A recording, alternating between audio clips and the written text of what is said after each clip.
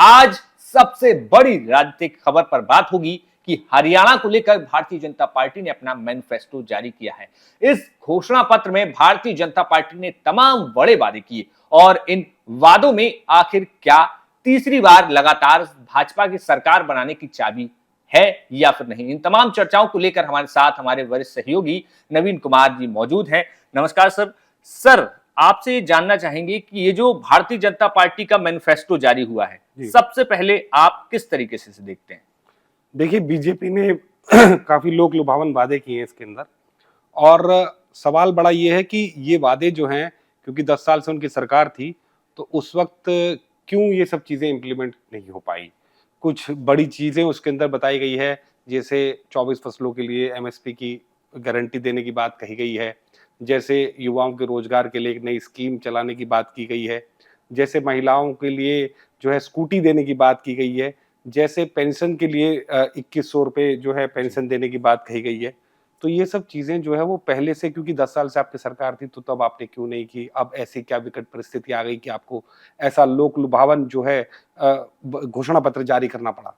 तो थोड़ा सा कहीं ना कहीं मुझे इसमें लगता है कि बीजेपी को इस बार कुछ डर सता रहा है हरियाणा में, जिसकी वजह से उन्हें ये सब करना पड़ा। बिल्कुल, आपने जिस डर की बात की, ये तो डर शायद 2024 का भी हो सकता है। कैसे कि 2024 में हरियाणा की 10 लोकसभा में से 5 जो है भारतीय जनता पार्टी हार जाती है।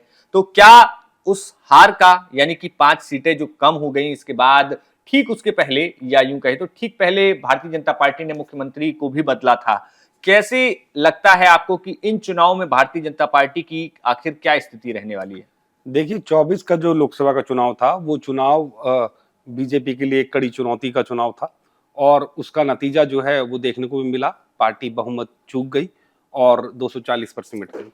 इसके बाद बात हुई कि इस पार्टी में आगे चलकर जो विधानसभा चुनाव है उसके अंदर वो कैसे रणनीति बनाए। तो पहला चुनाव ये उसके बाद सामने आ रहा है बीजेपी के, और ये चुनाव उसके गढ़ में ही है जहां 10 साल से उसकी सरकार है।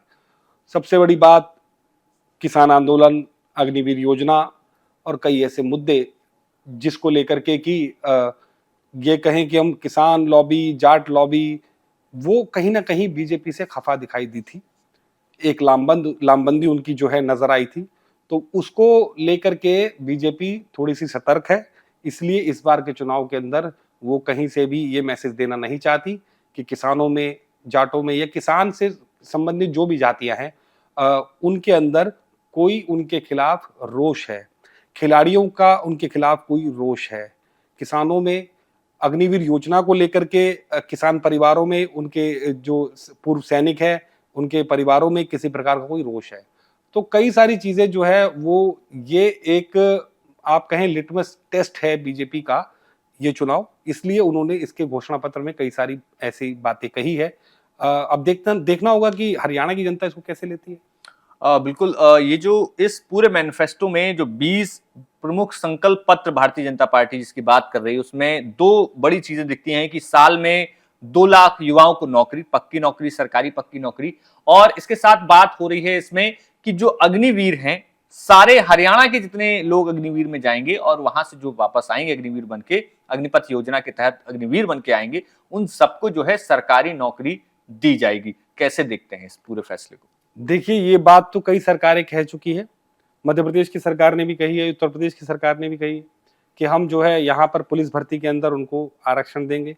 उसके अलावा केंद्र सरकार ने भी कहा है कि पैरामिलिट्री फोर्सेस के अंदर कई कई प्रतिशत निर्धारित किया गया है अलग अलग अग्निवीर के लिए। लेकिन इसका मैसेज जो है वो उन नौजवानों पर कितना जाता है, उन परिवारों पर कितना जाता है जो सेना में भर्ती होने के लिए दिन रात मेहनत करते हैं, जिनकी पुश्तें जो है वो सेना में रही, और उसके बाद उनके लिए ये मान सम्मान की बात रहती है कि वो देश के लिए जो है सरहद पर खड़े हुए, भारतीय सेना का हिस्सा रहे। फिर वो जब वहां से रिटायर होते थे 20 साल के बाद, सर्विस के बाद में, तब जाकर वो अपनी किसानी संभालते, खेती संभालते, और पेंशन से उनका जीवन चलता था।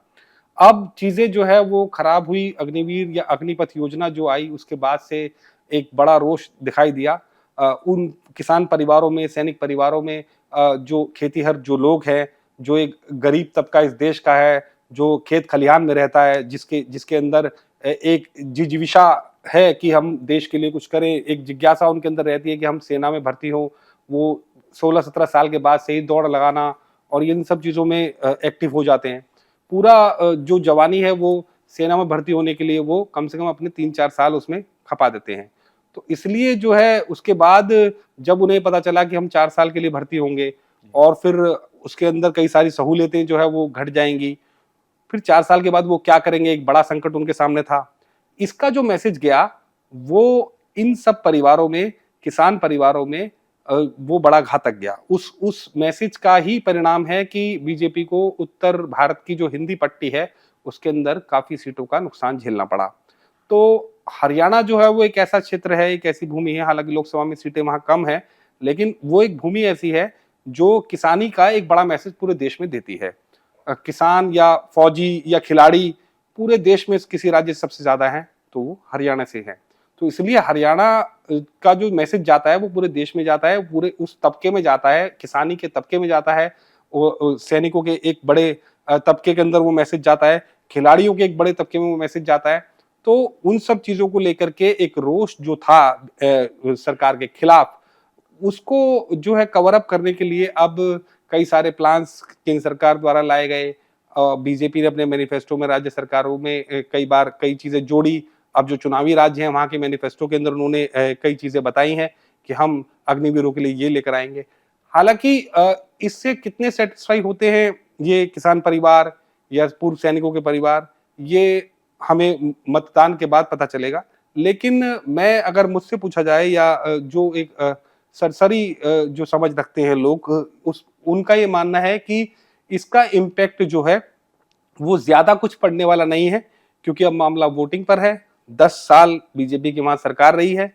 अब लोग लुभावन वादे करने का जो है समय निकल गया है। अब उनके लिए, क्योंकि उन्होंने खुद अपना सीएम भी चेंज किया इस बार, और वहां हरियाणा की राजनीति भी जो है वो कुछ अलग किस्म की राजनीति है। जरूर कोशिश की बीजेपी ने कि वहां एंटी जाट जो है एक फेस को दिया जाए, जिसके बाद जो है जो जाट पोलराइजेशन है उसमें एक डेंट किया जाए।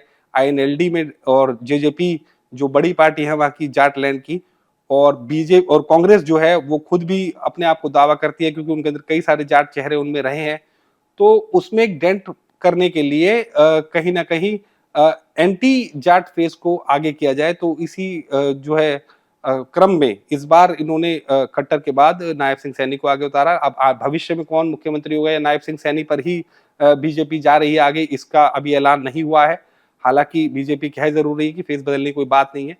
तो मुझे ऐसा लगता है कि बात अग्निवीर की होगी, तो अग्निवीर का लाभ जो है वो अब एक तरह से डैमेज कंट्रोल वाली ये बात है, और इसके अलावा कुछ नहीं है। अच्छा नवीन जी, इसमें ये जो हम जब मैनिफेस्टो देखते हैं, विशेष सूची के पहले एक पेज है जिसपे लिखा है दिग्दर्शक सदस्य। अब तक भारतीय जनता पार्टी एक मार्गदर्शक मंडल हमने बात कही सुनी थी, लेकिन इस बार इस मैनिफेस्टो में दिग्दर्शक सदस्य की एक लाइन है, एक पूरा पेज है जिसमें मनोहर लाल खट्टर हैं, राव इंद्रजीत सिंह हैं, कृष्णपाल गुर्जर हैं, रामविलास शर्मा हैं, सुधा यादव, कैप्टन अभिमन्यु, अनिल विज, कृष्णपाल पवार। आखिर ये जो दिग्दर्शक सदस्य का एक जो मंडल बनाया गया है, क्या है ये? देखिए, पार्टी जब कोई फैसला लेती है तो उसके अंदर वो ये सुनिश्चित करने की कोशिश करती है कि मैंने सभी समाज और वर्गों के जो नेतृत्व वाले लोग हैं, चाहे वो विधायक रहे हों, चाहे वो पार्टी के सदस्य हों, पुराने सदस्य हों, प्रदेश की कमान संभाली हो, या वो मेंबर पार्लियामेंट रहे हों, केंद्र में या राज्य सरकार में कहीं किसी भी भूमिका में रहे हों, ऐसे नेताओं का जो है मान वो कहीं से भी उनकी हानि ना हो। तो इसलिए वो कोशिश करती है कि उन सभी के विचारों को, ये जो फोटो लगाई हुई है दिग्दर्शक की, इसका मतलब है कि इन सभी व्यक्तियों ने इस पर सहमति व्यक्त की है। इसमें जाट नेता भी है, इसमें यादव नेता भी है, इसमें ब्राह्मण समाज के नेता भी हैं, और इसके अंदर जो है सैनी समाज के नेता भी हैं, क्योंकि खुद सीएम सैनी है। तो इन सबको ये मैसेज देने की कोशिश की जाती है इन सब क्रियाकलापों से कि हमने समाज के सभी वर्गों से बात की है, और उन समाज के जो प्रतिनिधित्व करने वाले नेता हैं, चाहे वो पार्टी में चाहे दूर है, उन सब ने इन सब 20 पॉइंट्स पर, इन सब पर सहमति व्यक्त की है। उनकी सहमति के बाद ही हमने संकल्प पत्र बनाया है, और उनकी मांगों को भी इसमें रखा गया है। जी बिल्कुल एक बार हम अपने दर्शकों को ये जो 20 प्रमुख संकल्प जो कि भारतीय जनता पार्टी अपने घोषणा पत्र में लेके आई है हम वो आपको बता देते हैं। इसमें पहले नंबर पर भारतीय जनता पार्टी ने कहा है कि हम हरियाणा की सभी महिलाओं को लाडू लक्ष्मी योजना के तहत प्रतिमाह 2100 वित्तीय सहायता प्रदान करेंगे। दूसरे में लिखा है उन्होंने हम IMT खरखौदा की तर्ज पर पूरे देश यानी पूरे प्रदेश में 10 अति आधुनिक औद्योगिक शहर बनाएंगे। प्रत्येक ऐसे शहर में आसपास के गांव से 50,000 युवाओं को नौकरी देने के लिए उद्यमियों को विशेष प्रोत्साहन देंगे। इसके साथ ही उन्होंने औद्योगिक शहर वाली जो बात है, जी आप हरियाणा में देखेंगे तो जो औद्योगिक शहर है हरियाणा के, उनमें आप देखें तो गुड़गांव सबसे बड़ा औद्योगिक शहर जी माना जाता है। मल्टीनेशनल बिल्ड कंपनीज वहां पर हैं, इंडस्ट्रीज बड़ी बड़ी वहां पर हैं। उसमें नौकरी केवल हरियाणा के युवा ही नहीं, पास दिल्ली से भी बहुत सारे लोग वहां काम करने के लिए जाते हैं, उत्तर प्रदेश से भी बहुत सारे लोग काम करने के लिए जाते हैं। हरियाणा को जो मेन सेंटर है, जहाँ जो बीच हरियाणा को माने रोहतक, जींद, भिवाड़ी, ये जो सेंटर है, जहाँ जिसका जो डेमोग्राफी है उसके आसपास के जो लोग हैं, उनके लिए रोजगार के सेंटर जो है, बीच में कोई ऐसी सिटी बने, बड़ी सिटी बने, इंडस्ट्रियल सिटी बने, जहां पर उनके रोजगार के अच्छे जी अवसर उनको प्राप्त हो। जैसे हम देखें तो कुरुक्षेत्र के अंदर कुछ इंडस्ट्रीज जरूर है, वो भी एक घराने की या हाँ दो घराने का वर्चस्व उसमें देखा जी गया है। आप आगे जाएंगे सिरसा के अंदर भी कुछ है ऐसा, लेकिन ओवरऑल जो हरियाणा का युवा है, आप देखेंगे तो उसको प्राइवेट नौकरी से ज्यादा सरकारी नौकरी का जो है ज्यादा क्रेज रहता है क्रेज है। एक चाम है सरकारी नौकरी क्योंकि आप दिल्ली में भी देखेंगे, क्योंकि मैं तो दिल्ली का ही रहने वाला हूँ, यहाँ पर भी कई ऐसे महकमे हैं जहाँ हरियाणा के लोग बम्पर तादाद में थे, जिनमें दिल्ली पुलिस, दिल्ली जल बोर्ड, डेसू यानी दिल्ली बिजली बोर्ड जो होता था पहले, वो सबसे अहम DTC, जी जिसके अंदर बहुत सारे हरियाणा के लोग नौकरी करते थे। तो आम बोलचाल के अंदर भी जब हम किसी सरकारी अधिकारी से इंटरेक्ट करते थे, तो उसके अंदर भी जो है हरियाणा की बात, हरियाणवी लहजा जो था, वो बोलचाल में उनके पास आता था। तो हम ये मान करके चलते थे, हमने एक विचार ऐसा बना लिया कि DTC के अंदर जो ड्राइवर होंगे, जो कंडक्टर होंगे, वो सब हरियाणवी में ही बोलेंगे या हरियाणा के ही रहने वाले होंगे। जल बोर्ड के अंदर भी ऐसे ही अधिकारी, डाक विभाग में भी बहुत सारे अधिकारी ऐसे थे दिल्ली में, जो पोस्ट ऑफिस में बैठे हैं, जो हरियाणा के ही थे।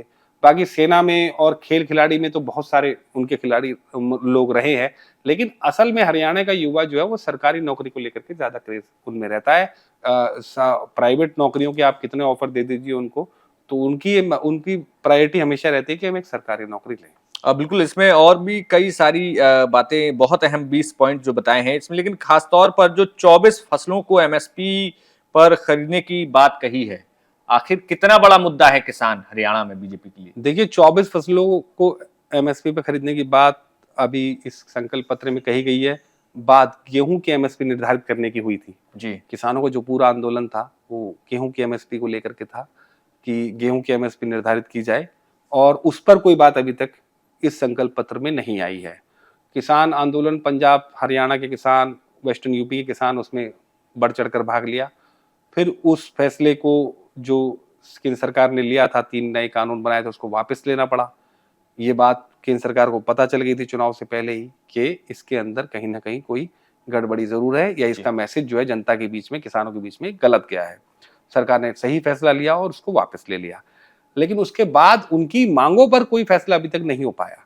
आज तक किसान इस बात पर अड़े हैं कि गेहूं की MSP निर्धारित की जाए, उस पर कोई फैसला अभी तक केंद्र सरकार द्वारा नहीं लिया गया। और तमाम चीजों पर, कई और फसलों पर, कई और लोक लुभावन वादे, बीमा, गारंटी, तमाम चीजें दी गई सरकार के द्वारा, लेकिन किसानों की मांग जो है वो जस की तस बनी हुई है। आज भी पंजाब हरियाणा बॉर्डर पर कोई ना कोई जत्था किसानों का जरूर इस मांग को लेकर के अड़ा है। और ये जो किसानों के 24 MSP वाली बात है, 24 फसलों की MSP निर्धारित करने की बात है, इसमें कितना दम है ये वक्त आने पर पता चलेगा। लेकिन एक सवाल इसमें जरूर उठता है, वो ये है कि 10 साल से वहां पर हरियाणा में कांग्रेस बीजेपी की सरकार थी। बीजेपी की सरकार जब 10 साल से थी तो उन्होंने इस पर क्या काम किया, उस दौरान इसकी जरूरत क्यों नहीं पड़ी? तो ये सवाल तो जनता के जहन में है ही। बिल्कुल ये तमाम सवाल के साथ हम आपको, अपने दर्शकों को भी चाहेंगे कि वो कमेंट बॉक्स में बताएं कि आखिर भारतीय जनता पार्टी ने जो मैनिफेस्टो जारी किया है उसमें आपको क्या कुछ बातें जो है प्रभावित करती हैं, क्या कुछ और इसमें होना चाहिए था, और आगे आने वाले चुनाव में भारतीय जनता पार्टी कैसा कुछ हरियाणा में अपना प्रदर्शन करेगी, आपको क्या लगता है, आप उसमें कमेंट बॉक्स में बता सकते हैं। तो ये पूरी चर्चा आपको कैसी लगी, इसके साथ आपको हरियाणा से जुड़ी तमाम कवरेज न्यूज नेशन आपको लगातार बता रहा है। तो आप हमें लगातार देखिए और हमारे चैनल को जरूर सब्सक्राइब कीजिए और आपको कैसी लगी चर्चा वो भी बताइए। बहुत बहुत शुक्रिया। शुक्रिया।